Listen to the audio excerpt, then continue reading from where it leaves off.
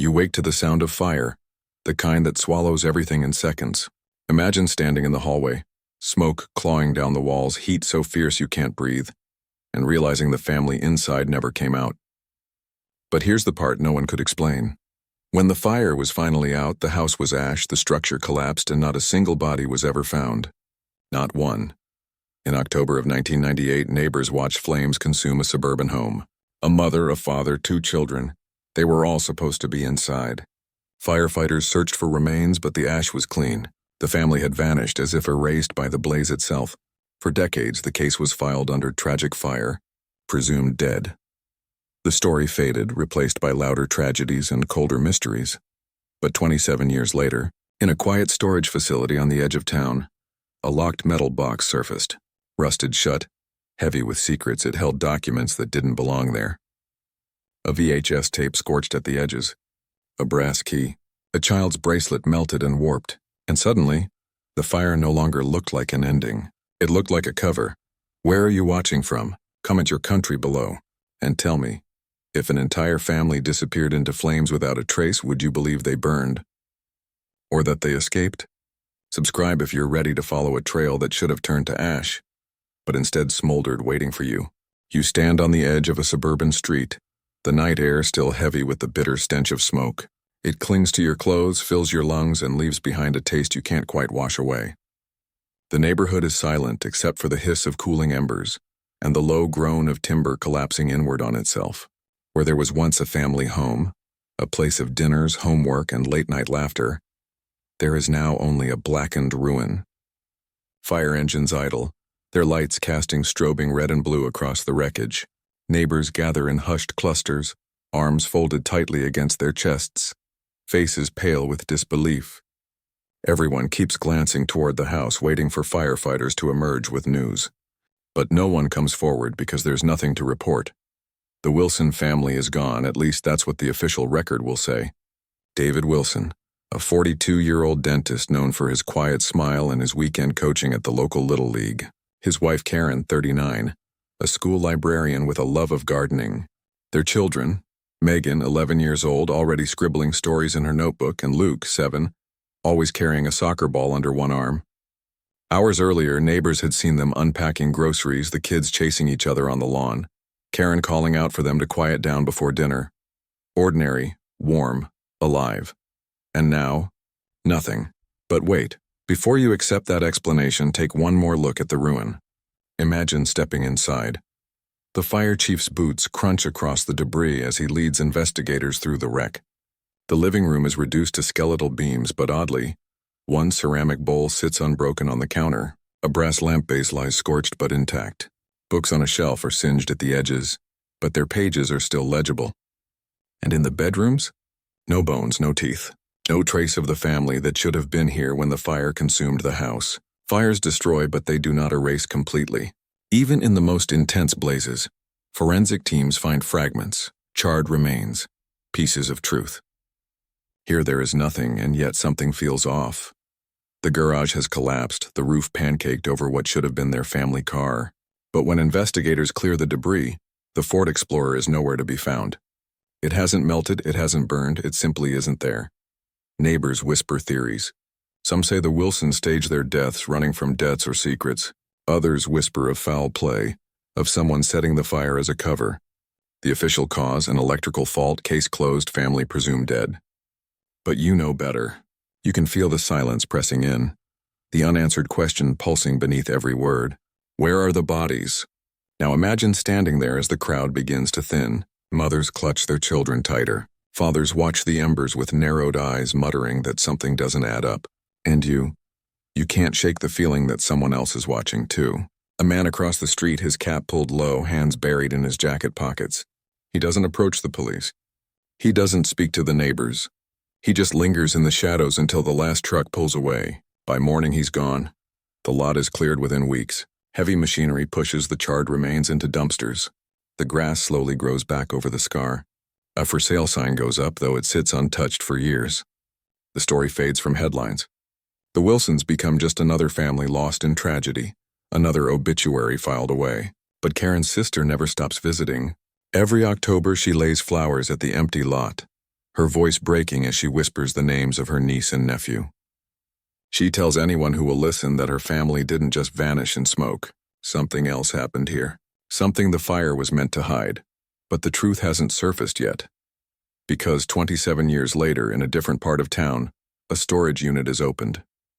Dust billows as the door clatters upward, revealing a single box rusted shut waiting in the shadows. Inside that box lies a secret that will rip this story wide open. A secret that proves the Wilsons' fire was never an ending. It was the beginning. And when that box is opened, the fire you thought had burned the truth away will ignite all over again. You picture yourself standing inside a dim storage facility, the kind with rows of corrugated metal doors stretching into silence, fluorescent bulbs buzzing overhead, their light flickering as if uncertain they should still be on. The air is stale, smelling of dust, rust, and forgotten time. Most units are ordinary. Old furniture, boxes of books, maybe a mattress leaning against the wall. But one unit feels different. The padlock is rusted, the door stiff as though it hasn't been touched in decades, and when the lock snaps under the pressure of a crowbar, the door screeches upward, revealing a single object sitting alone against the far wall, a metal box, heavy, rust-streaked, and waiting. The man who purchased the abandoned unit at auction expected clutter, maybe something he could resell. Instead, he drags this box into the light, his palms blackened by rust. He hesitates before prying it open, a feeling curling in his stomach as if some things aren't meant to be found. But curiosity is stronger. The lid groans as it opens, and inside, the past stares back. The first layer holds documents brittle with age, their edges curled and darkened as if singed. Beneath them, a VHS tape, the label scrawled in fading black marker, October 98. A brass key rests against the side, its tag stamped with the number 12. A bracelet, melted and warped, the faint letters Meg still visible, and at the bottom a manila envelope bulging with photographs, reports, receipts, papers that should never have left police custody. But wait, there's more. Tucked between the documents is a Polaroid photo. 4 faces smile in the frame: David, Karen, Megan, and Luke Wilson. They stand in their driveway, the porch light glowing above them, the kids holding plastic bags filled with Halloween decorations. The timestamp in the corner reads October 12, 1998, 9:17 p.m., just hours before the fire. But in the background, barely in focus, stands a figure, a man in a baseball cap, head bowed, his features obscured by shadow. You lean closer, your pulse quickening. Could it have been a neighbor? A passerby? Or was it the same presence some neighbors whispered about? The man who had lingered across the street that night, pacing, watching. Investigators called in by the storage company freeze when they see the Polaroid. For years, the fire was explained away as an accident, the Wilsons presumed dead. Yet here was proof they were alive and well just before the blaze, smiling as if nothing was wrong, while a stranger hovered in the dark. Then the VHS is examined. Specialists carefully clean the tape, transferring it to digital. The footage is grainy, handheld, the camera jostling as though hidden under a coat. It shows the Wilson home from across the street. Through the windows, you glimpse movement. Children darting through the living room, Karen carrying a tray, David closing the blinds. Then a sudden burst of light. The frame flares white, flames bloom in the distance, and the tape cuts to static. Someone filmed the fire as it started, not after, not when neighbors already screamed for help as it began. Whoever held that camera was standing close enough to hear laughter inside the house moments before the blaze. And here's the chilling part. That tape was never logged as evidence. It had never been seen before. The brass key draws questions next. It's old, heavy, the kind motels used before plastic swipe cards became standard, stamped across its tag, 12. Police consult local motel chains, and eventually a retired clerk recognizes the style. It belonged to a roadside motel along Highway 281, 2 hours from the Wilson neighborhood. Why would a motel key tagged 12 lie in a box tied to a family supposedly lost in their own home? The bracelet breaks hearts. Once pink, now warped and blackened, the plastic is twisted by heat. Yet the faint imprint of letters remains. M-E-G. Megan's. It had never been recovered from the house. Not logged, not photographed. If it survived the fire, it should have been in the official file. Its presence here proves someone removed it from the scene before the ashes cooled. The manila envelope yields the greatest shock. Inside are official fire reports, case notes, even photographs taken at the scene. But they're not copies. They're originals, stamped, signed, some with officers' names in the margins. Evidence that should have remained locked in police archives was hidden in a private storage unit for decades. And stapled to one fire report is something that makes investigators' stomachs drop: a receipt. It's dated the night of the Wilson fire, October 12, 1998. But the name scrawled across the bottom isn't Wilson. It reads Holloway. The handwriting loops strangely, uneven, as if someone imitating a signature without ever mastering it. But the timestamp, 3:15 a.m., matches precisely when the Wilson blaze was reported. 2 families, 2 fires, 2 names on paper. One night, but wait, how can 2 families vanish in the same way? Under the same circumstances, linked by the same kind of receipt. Detectives pore over the file. The 1993 report details another fire in the same county, another home swallowed overnight, another family lost in the flames. No remains were ever recovered. And stapled to it again a receipt, not signed by the family who vanished, but by another name, foreign to the case. It's as though paper trails were being woven deliberately, rewriting reality with ink. The investigators sit back, rattled.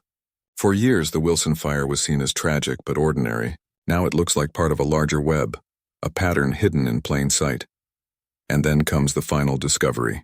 At the bottom of the box, beneath everything else, lies a folded slip of notebook paper. The handwriting is shaky, uneven, the kind of scrawl that comes from a child. The words read, "We didn't burn, we left. Please find us." It's signed simply Luke, age 7. You feel your chest tighten. If this note is real, it means Megan and Luke didn't die in the blaze. It means someone led them away before the fire consumed the house. It means the flames weren't an accident at all. They were a cover. The room is silent as the note is placed into an evidence sleeve. The storage unit that should have contained nothing more than forgotten junk has instead resurrected a ghost. A ghost of a family erased, not burned.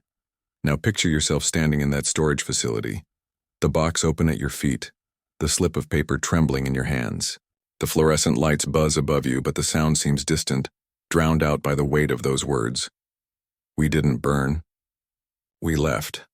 And then you notice something else. The paper is brittle, yellowed by time, but the edges? They're scorched, as if someone wanted to make it look like it survived a fire. But was it written in 1998? Or planted years later? Cliffhanger. And if it was planted, then someone is still out there, still writing, still rewriting the truth. Which means the Wilson fire may not just be a mystery of the past, it may still be alive. You imagine the evidence table beneath the harsh glare of fluorescent lights. Every item from the storage box spread across butcher paper. The VHS tape in its plastic shell. The brass motel key stamped with 12. The melted bracelet marked Meg. The brittle documents layered like fragile skin. And at the center, that child's note, "We didn't burn, we left." Investigators stand silent, their gloves dusted in rust and ash. For years, the Wilson family's file had gathered dust, its edges curling in forgotten archives. Now it is alive again, pulsing with contradictions, demanding to be read. The case is reopened quietly at first. A task force is assembled, small, discreet, skeptical. Old detectives who remember the fire sit across from younger ones who see nothing but gaps and shadows. They re-examine the original reports. 12:47 a.m., fire dispatch. Flames visible from the street. House consumed within minutes. No remains recovered. Presumed dead. Case closed. But the box has forced them to rip the word closed from the file. But wait, there's a detail that had always bothered at least one man. Detective Harold Keene, now long retired, had written it down in the margin of his logbook the night of the fire. Not in his report, not for the record, just a scribbled note to himself. It read, "SUV plate light out." He remembered patrolling a stretch of county highway in the early hours of October 12, 1998. He pulled over a dark SUV heading south. Its rear license plate light was dead, the numbers barely visible in the dark. He shined his flashlight, asked for license and registration. The driver handed it over quickly, muttered something about traveling with his family. Keene glanced inside and saw children slumped against the seats, a woman staring forward with wide, rigid eyes. He thought she looked frightened, but rain had just started to fall, smearing his logbook. He let them go with a warning. Later, when he heard about the fire, he assumed it was unrelated. The SUV couldn't have been theirs. The family was dead. Case closed. Now, with the box open, his memory surfaces like a ghost. Detectives compare his note to the timeline. 12:47. The fire is called in. But at 3:15 a.m., a receipt surfaces from another town with the name Holloway. And around 3:40 a.m., a retired deputy recalls stopping an SUV with its plate light out. If his memory is true, then the Wilsons were alive, being driven south while their home still smoked in the distance. And here's the hook. You have to ask yourself, if the Wilsons were in that SUV, who was driving? Neighbors swore David was protective, steady, a man who never let anyone else take the wheel when his family was in the car. But the deputy remembered something else. The driver wasn't David. He was taller, thinner, his cap pulled low. The man kept his face turned, never fully visible. And David? Slumped in the passenger seat like dead weight, but wait, it gets worse. Another witness emerges. Marlene Ehart, now gray-haired and living quietly in a retirement home, reaches out after seeing a news piece about the reopened case. Her voice trembles. Her hands twist a napkin, but her memory is sharp. She cleaned rooms at the Hillview Lodge from '92 until it shut down. The night of the Wilson fire, she was folding linens in the office when she saw a family come out of a room after midnight. The mother kept looking over her shoulder. The boy stumbled half asleep. The little girl clutched her father's shirt. And behind them walked a man in a cap, close, too close. She recognized the SUV. Its rear plate light was out. The detectives leaned forward, hanging on her every word. Why hadn't she told anyone in 1998? Marlene swallows hard. Because the next day she found an envelope in her locker. No note, just $500 in cash. Her husband told her to keep her mouth shut if she wanted to keep working. So she did, for decades. But the faces of that family never left her. And if her story is true, the Wilsons didn't die in their burning home. They were forced out, loaded into their SUV, and driven south to a motel where the story split in two. Fire consuming their past, and silence consuming their future. The motel itself adds fuel to the fire. Investigators visit its ruins. The Hillview Lodge has been shuttered since 2001. Its windows boarded, its paint peeled away by years of rain and sun. But inside they find graffiti carved into the plaster. Words etched deep with something sharp. We stayed here. We didn't leave. The detectives freeze, their flashlights trembling across the wall. The letters are desperate, gouged by someone who needed to be heard. But the re-hook here is brutal. If those words belong to the Wilsons, why did no one hear them? And then the receipts surface again. Dozens found in the box. Some burned, some aged artificially, edges crisped by heat. One slip bears the Wilsons' name, another bears Holloway's, and others still bear names investigators don't recognize. It's as if someone has been scattering false trails for decades, rewriting stories with paper and ink. Every family erased by fire, every disappearance followed by a receipt that said they were somewhere else. The pattern begins to crystallize. Fires, receipts, motels, always along the same highway corridor. Always the same shadows. Detectives pin the receipts on a corkboard, strings linking dates and names. 1993, a mother and child vanished in a fire, no remains found. 96, a college student missing, her dorm ablaze. 998, the Wilsons. Each case stapled to a piece of paper that doesn't belong. And every paper trails back to the same thing, a man in a cap walking just behind.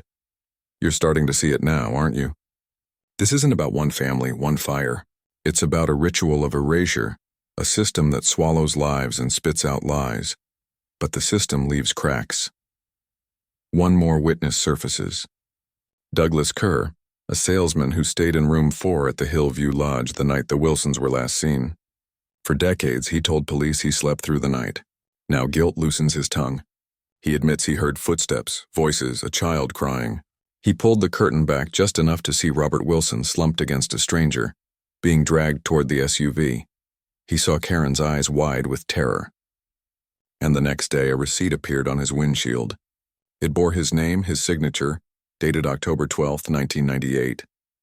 He had never been to that gas station, but the paper insisted he had. He kept it, hidden in a tin box for years, proof that someone could place him anywhere, make him complicit in something he never touched, proof that silence was safer. Now, with witnesses speaking and receipts multiplying, the case is undeniable. The Wilsons didn't vanish into ash. They were erased, dragged south into a motel web where fire and paper rewrote their story. But here's the rehook you didn't expect. If these receipts are forgeries, who's writing them? And how many more families have been scattered into the margins of false paper trails? Detectives lean back, their corkboard now a tapestry of lies. Fires across the 90s, receipts crossing state lines, witnesses silenced with bribes and threats, and always the shadow of the man in the cap. As they pack up for the night, one officer notices something strange. On the back of Luke's note, "We didn't burn. We left." There's another set of words faintly etched as though pressed hard with a ballpoint pen. Under UV light, the letters glow. They read, "Find the box with 317. No one knows what it means. A locker number? A motel room? A code?" The room falls silent. The case has shifted from mystery to pursuit. Someone isn't just leaving clues from the past. They're leaving instructions in the present. And if box 317 exists, it might hold more than just paper. It might hold proof the Wilsons are still alive, or proof of something far darker. You sit in a darkened evidence room, the hum of fluorescent lights loud enough to fill the silence. In front of you, the child's note lies sealed in a transparent sleeve. Its edges brittle, its scrawl uneven. "We didn't burn, we left." But it's the back of the note that has shifted everything. Under ultraviolet light, faint indentations appear, like a secret pressed into the paper by a trembling hand. "Find the box with 317. What could it mean? A code? A motel room? A locker? The task force gathers around, arguing possibilities. Some think it's a wild goose chase, the rambling of a terrified child. Others see it as a breadcrumb, deliberately planted. The truth presses at you like weight on your chest. Whoever wrote those words wanted them discovered decades later. That kind of patience means planning. That kind of planning means power. Detective Claire Whitfield takes the note home that night, unable to let it sit.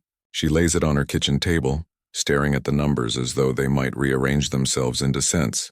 Or she whispers it out loud, as if the syllables might unlock the memory of someone still alive. But wait, what if 317 isn't a room at all? The next morning, archivists comb through records. They find a curious entry. In 1999, 3 months after the Wilson fire, an anonymous storage unit was rented at a facility 30 miles south. It's unit number 317. The lease was paid in cash. No name, no address. Just a key deposited in a lockbox under the name KS. You feel the hair rise on your arms. KS, the same initials that have begun circling the investigation like a phantom. The detectives arrange a quiet entry into the facility. By the time they arrive, dawn is barely breaking. The metal doors stretch row after row, their numbers stenciled in black paint, dew shimmering across the corrugated surfaces. The air is cool, heavy with the scent of rust and oil. The facility manager unlocks the gate, his keys jangling nervously. He keeps glancing at 317 as though he knows it holds something he doesn't want to see. The lock resists at first, corroded from years of neglect. Then it snaps. The door groans upward. Inside, the unit is almost empty, except for a single shelf lined with boxes, each identical, stacked 3 high. Cardboard, dusty but undisturbed. But when investigators slice the first box open, they don't find furniture or junk. They find paper, receipts, hundreds of them, each one neatly bound with rubber bands labeled by date. Some bear names already known: Wilson, Halloway, Kerr. Others bear names no one recognizes. Families never reported missing. Individuals who never appeared in headlines. Receipts that rewrite nights no one thought to question. Gas stations, motels, diners. Locations scattered across Texas and beyond. You lean in, breath-catching. It isn't just about the Wilsons. It never was. This is systemic. A machine of erasure, each slip of paper a thread in a web that stretches back decades. But wait, there's something stranger still. On the bottom shelf rests a locked tin box. It rattles faintly when lifted, the sound of metal clinking against metal.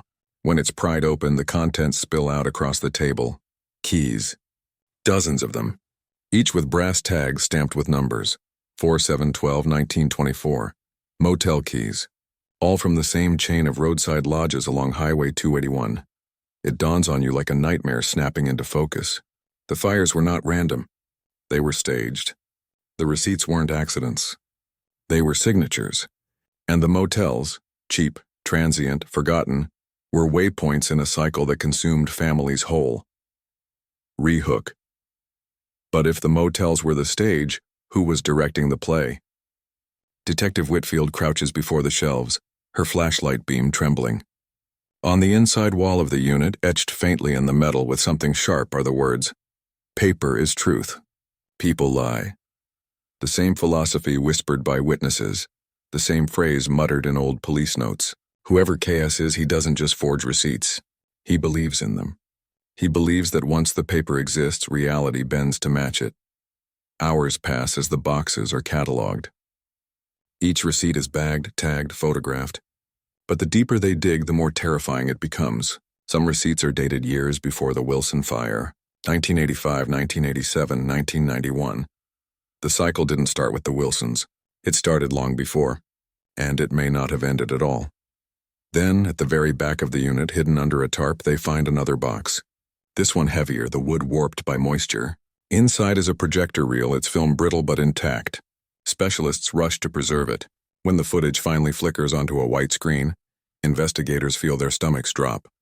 The reel shows a motel room, number 12 on the door. A family sits inside, father, mother, 2 children. Not the Wilsons. Another family unknown. They're filmed through a vent or a crack, unaware they're being watched. The mother rocks a child on the bed. The father paces nervously. Then the door bursts open. A man in a cap enters, 2 others behind him. The camera jolts, but it keeps rolling. The children scream. The mother clutches them. The men drag the family out of frame. The door slams. The reel sputters to black. For minutes, the room is silent except for the hum of the projector. No one breathes. The footage isn't just evidence. It's testimony, proof that the fires weren't tragedies. They were operations. And then Whitfield notices something else. On the final frame of the reel, scratched into the emulsion itself, are 3 numbers, 317. The same code pressed into Luke's note. You feel your pulse hammering. The boy had known somehow. He had known where the truth would surface, but the rehook is harsher than you expect. If Luke left that message, does that mean he survived? Detectives leave the facility shaken. They have enough to launch a major federal case. But when they return the next morning to gather the last of the evidence, they find the lock on Unit 317 broken again. Inside, the shelves are bare. Every box, every receipt, every key, gone. Only one thing remains. Placed deliberately in the center of the concrete floor. A single receipt, October 12, 1998. 3:15 a.m., signed in jagged letters, Luke Wilson. And if Luke signed that receipt, it means he didn't just survive. It means someone has been using his name for decades. You picture the receipt on the cold concrete floor of Unit 317. The investigators hover around it, their gloves trembling as they slip it into an evidence sleeve. The ink is uneven, jagged, but the name is clear, Luke Wilson. Dated October 12, 1998, 3:15 a.m., the exact night of the Wilson fire. The air feels heavier now, as if the room itself knows what this means. If this slip is authentic, then Luke survived the blaze that supposedly consumed his family. But if it's forged, then someone has been carrying his name like a weapon, stamping it across the years to control the story. Either way, the boy who should have been ashes has returned as a ghost in paper. Detective Whitfield sits in her car later that night, the evidence bag on the passenger seat glowing faintly in the flash of passing streetlights. She remembers the photographs of Luke, gap-toothed, clutching a soccer ball, his smile crooked but bright. She tries to imagine that same hand gripping a pen in the dark, scrawling his name across a receipt while men in caps hovered nearby. Or worse, she tries to imagine someone forcing him to sign, turning his innocence into a tool. But wait, if Luke signed, does that mean Megan did too? The team digs into archives. They find receipts from the early 2000s tucked into unrelated files. Gas stations in remote towns, motels along forgotten highways. And on 2 of them, faint but legible, is the name M. Wilson. Investigators freeze. Could it be Megan? If so, she too survived, at least long enough for her name to be pressed into the trail. The rehook twists harder. What if the Wilson children didn't die, but lived as prisoners of paper? Their signatures stolen, their lives erased in ink? Witnesses begin to break their silence. A trucker recalls stopping at a diner in 2001, somewhere near Waco. He remembers a man in a cap sitting at the counter with 2 children. The boy looked about 10, The girl may be 14. Both were silent, staring down at their plates. The man paid in cash. The trucker only recalls one detail. The boy kept tugging at his sleeve, whispering, "I don't want to sign again." When investigators show him a school photo of Luke Wilson, he goes pale. "That's him," he whispers. "That's the boy." The paper trail deepens. Forensic experts analyze the handwriting on the receipts. Some match Luke's shaky script from school assignments. Others don't. They're imitations, false loops scrawled by practiced hands. But the conclusion chills everyone. Luke signed at least some of them himself. His hand moved across the page, his name cementing stories that weren't his to tell. But here's the rehook. You can't escape the thought. If Luke survived long enough to sign, where is he now? The investigation turns back to the motels. Detectives visit the Hillview Lodge again, sweeping through the dust, the peeling wallpaper, the silence. In room 12, they notice something missed before. Beneath the loose floorboard where Leah McCaffrey's note was once hidden, another scrap is wedged deep in the crack.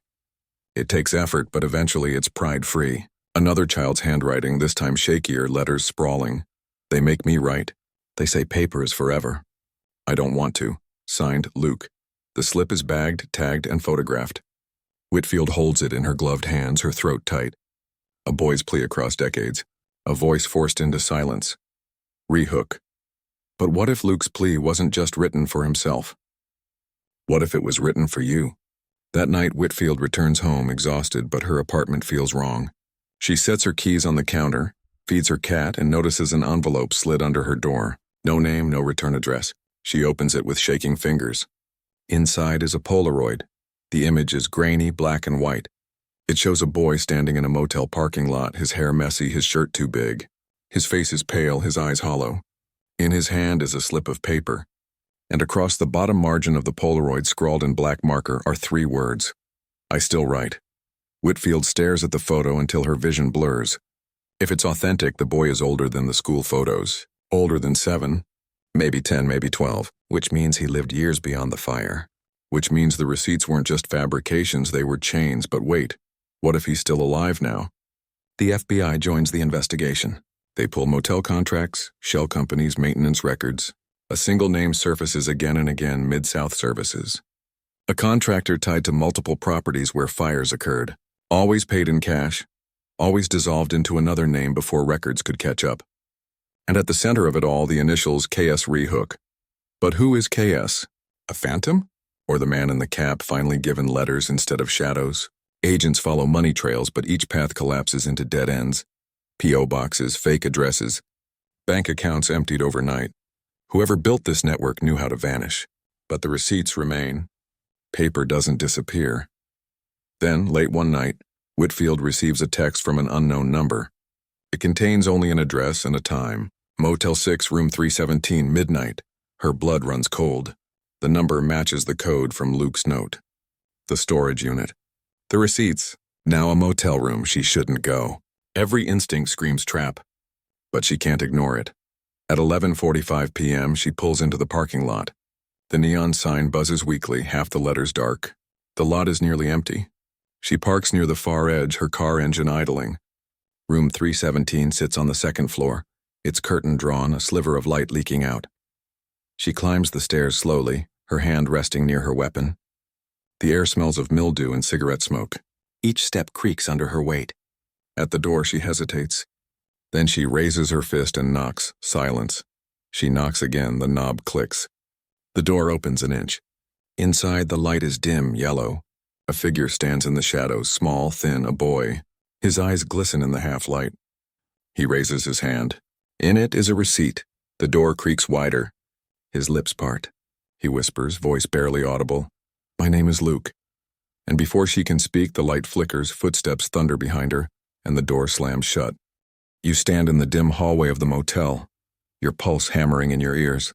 The door to room 317 slams shut, the echo reverberating down the corridor. You lunge forward, gripping the handle, but it locks from the inside with a sharp click. Behind the thin wood, you hear the boy's voice, faint, trembling, almost swallowed by the silence. "My name is Luke." For 27 years, Luke Wilson was a ghost. A name scrawled on receipts, a child's handwriting pressed into notes left in the dark. And now he is flesh, He is standing on the other side of the door alive. But you can't reach him. You press your ear to the wood. Footsteps shuffle inside. Then another sound, heavier, slower. Not the quick, nervous steps of a child. Someone else is in there. What if Luke isn't alone? What if the man in the cap is standing just inches away? Your breath catches as you strain to hear. A low voice murmurs, calm, deliberate. The same voice witnesses have described for decades, flat and rehearsed. The tone of a man who believes paper is more real than flesh. Then silence. The bulb above your head flickers once, twice, plunging the hall into momentary darkness. When it hums back to life, you realize you're not alone. A shadow shifts at the far end of the corridor. You step back from the door, hand hovering near your weapon. The shadow doesn't move at first. Then it tilts its head just slightly as if acknowledging you. The brim of a cap glints in the weak light, and then in a blink, he's gone. You race down the hallway, but when you round the corner, the stairwell is empty. The lot below is silent. Cars sitting like sleeping beasts under the buzzing neon. No footsteps, no figure, nothing. Only the faint smell of cigarette smoke lingering in the air. When you return to the door, room 317 is silent. No voices, no movement. It's as if Luke, the man in the cap, all of it has evaporated. Detectives force the door open minutes later. Inside, the room is bare. The bed is stripped, the carpet stained, the air heavy with mildew. But something draws your eye to the wall above the headboard. Scratched deep into the plaster with something sharp are 3 words. Paper is truth. The same phrase from Unit 317. The same belief. The creed of KS. But wait. On the dresser sits something else. A slip of paper folded neatly. When you open it, your stomach knots. It's a receipt, October 12, 1998. 3:15 a.m., signed Karen Wilson. The investigators fall silent. Until now, only Luke's name had resurfaced on paper trails. Now Karen's hand has joined the phantom archive. Rehook. But if Karen signed, does it mean she survived? Or does it mean someone has been imitating every Wilson one by one across decades? Forensics confirm the ink is fresh. The paper stock dates from the last 5 years. Which means this isn't evidence from 1998. It's evidence placed here recently, deliberately for you to find. The realization chills you. Someone wants you chasing these trails. Someone is feeding you the Wilson's ghosts, receipt by receipt. That night, Detective Whitfield sits in her apartment, the new receipt glowing under the desk lamp. She can't shake Luke's voice, whispering his name before the door slammed shut. Was it truly him? Or a trick designed to lure her deeper? She replays the memory of the boy's eyes, hollow, frightened, but undeniably alive. But then she remembers the other sound, the heavier footsteps, the low voice. KS was there too, watching, controlling. The rehook presses harder. What if Luke is alive but not free? The next morning, the FBI traces surveillance footage from the motel. The hallway camera outside room 317 shows Whitfield knocking, the door cracking open. For 2 frames, a face peers out. Pale, thin, a boy's features sharpened by time but still recognizable as Luke Wilson. Then the door shuts. Seconds later, the feed cuts to static. When it returns, the hallway is empty. The tape has been tampered with. Whitfield grips the edge of the table as she watches. He's alive. She knows it. But the system that captured him decades ago is still moving, still erasing. The task force splits. Some chase financial trails tied to Mid-South services. Others trace motel records. Each path circles back to KS but never lands on flesh. Only initials. Only shadows. Until one evening, Whitfield receives a package at the station. No return address. Inside, a stack of receipts bound with rubber bands. Each dated between 2000 and 2005. Each signed by members of the Wilson family. David, Karen, Megan, Luke. The signatures vary, sometimes neat, sometimes jagged, sometimes clearly forged. But all tell the same lie: the Wilsons never died. They lived on paper, their lives rewritten receipt by receipt. And at the bottom of the stack is a Polaroid. It shows 4 figures seated at a diner booth. Their faces are blurred, smeared as if the camera moved. But one detail is unmistakable: a cap, pulled low over the eyes of the man at the end of the table. Rehook. The Wilsons may have survived the fire, but if they did, they never escaped him. Whitfield's nights grow restless. She dreams of receipts fluttering like ash, of children's handwriting pressed into walls, of motel doors that open into silence. She wakes to find another envelope under her door. Inside is a single phrase typed in block letters. "Stop chasing paper or you'll join it." But she doesn't stop. She drives to the Hillview Lodge again, determined to trace every inch of the property. In room 12, she kneels by the wall where graffiti once read, "We stayed here. We didn't leave." The words are gone now, painted over in a thin coat of white. But when she presses her fingers to the plaster, she feels grooves beneath. The letters are still there, buried under paint. Then her flashlight catches something new. A slip of notebook paper tucked under the radiator. She pulls it free, heart hammering. The scrawl is messy, rushed, desperate. "Don't let him make me write anymore," signed Megan. The slip trembles in her hands. Another voice, another plea. Both children alive at some point.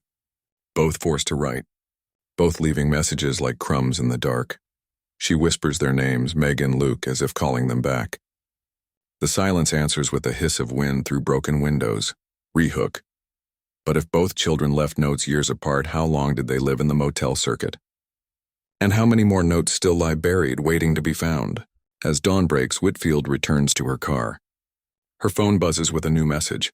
A photo loads slowly, pixel by pixel. It shows a boy again, older this time, maybe 16. He's standing in a motel hallway, shoulders slumped, eyes empty. His hand holds a receipt toward the camera. The name scrawled across it. Luke Wilson. The caption below chills her blood. He still writes. And if he still writes, it means Luke isn't just alive, he's trapped.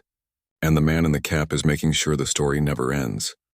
You stare at the photograph glowing on the phone screen, your hand tightening around the device until your knuckles ache. A teenage boy, his eyes hollow, shoulders slumped, holding out a receipt like a confession. The caption burns into your vision. He still writes. Luke Wilson. Not ashes, not memory. Flesh. A boy forced to sign his name again and again until the paper became his prison. Detective Whitfield forwards the photo to the task force. Forensics comb through it. The hallway matches a motel in San Antonio. Long shuttered, windows boarded, its paint peeled away by decades of sun. The timestamp on the metadata reads 2 months ago. If real, it means Luke was alive not just decades after the fire, but now. But if he's alive, who has him? And why let you see him at all? Whitfield drives south, the highway stretching like a scar through the landscape. The San Antonio motel looms at the edge of the city, a husk of rot and silence. Its sign buzzes faintly, 2 letters flickering against the night, M and O, just like the Red Oak Motel years earlier. Another echo, another stage. Inside, the air is thick with mildew.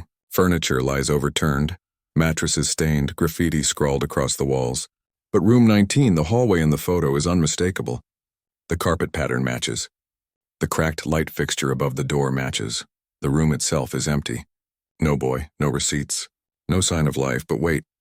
Whitfield notices something on the dresser. A Polaroid, fresh enough that its edges are still crisp. She lifts it carefully. The photo shows the same boy in the same hallway, but this time he isn't holding a receipt. He's holding a marker, and scrawled on the wall behind him are 3 words: "Find the author." The task force pores over the message. Who is the author? The one forging the receipts? The one orchestrating the motel circuit? Could it be KS himself, the man in the cap who has haunted every trail? Whitfield whispers the phrase out loud, tasting the weight of it. The author. Whoever he is, he doesn't just manipulate stories. He writes them. He decides who exists and who doesn't, using paper to sculpt reality. Rehook. And if he calls himself the author, what does that make the Wilsons? Characters?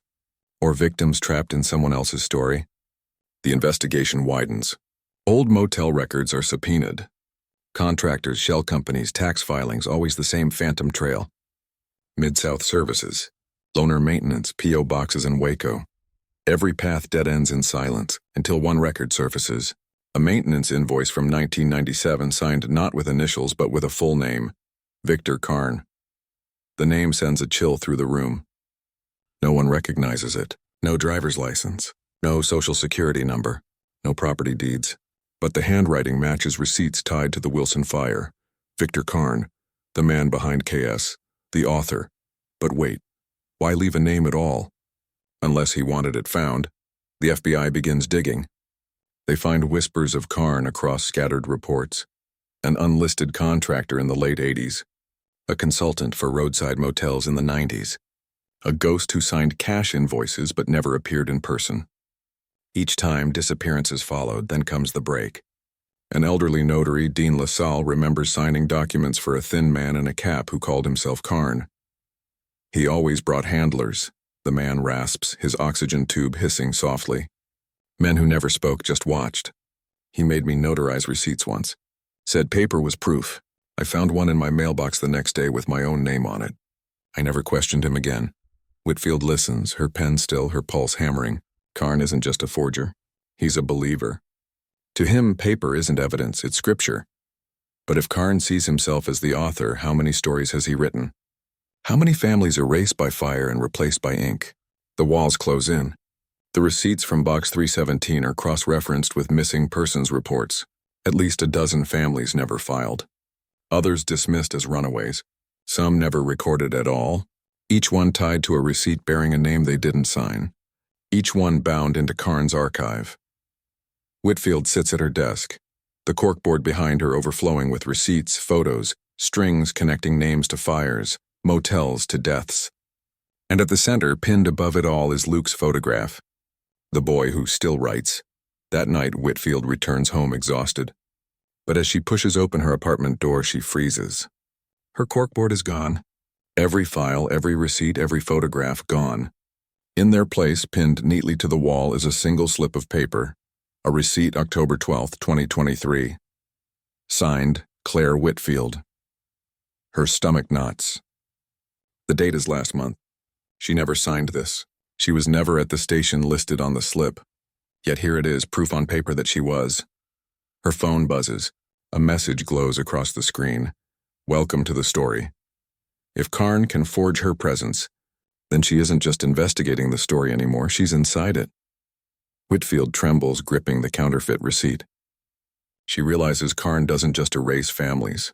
He rewrites the investigators chasing him. He weaves them into his fiction until the world believes the paper instead of the person. And if he's already started writing her name, then she knows the next chapter won't belong to her, because the author has decided Claire Whitfield is going to vanish next. You sit alone in the dim glow of your desk lamp, the forged receipt trembling between your fingers. October 12, 2023. Signed, Claire Whitfield. You never signed it. You were never there. But the paper insists you were. And in this story, the paper is always the truth. The walls seem to press closer. You realize this is how it starts. First, families vanish into smoke. Then children are forced to scrawl their names across slips of paper. And now investigators themselves are dragged into the archive. Karn doesn't just erase, he rewrites. Detective Whitfield knows what it means. She has been absorbed into the author's story. She is no longer chasing ghosts. She is becoming one. But what if that's what Karn wanted all along? Not to silence her, but to fold her into his fiction. To prove that even the hunter can become ink on a receipt? The task force scrambles. Agents storm warehouses, motels, safe houses tied to Mid-South services. Every lead collapses. Records evaporate overnight, erased from databases. Witnesses who once spoke now refuse to answer the phone. It's as if the case is being swallowed in real time. Then another package arrives. Hand-delivered. Inside is a VHS tape. The label scrawled in fading black marker. The end. The footage is grainy, handheld, filmed through glass. A motel room. Number 317 stenciled on the door. Inside, a boy sits at the desk, hunched, pen scratching across paper. His face is pale, eyes hollow but unmistakable. Luke Wilson. The camera lingers on his hand as he signs again and again. Receipts, slips, envelopes. His name bleeds across stacks of paper.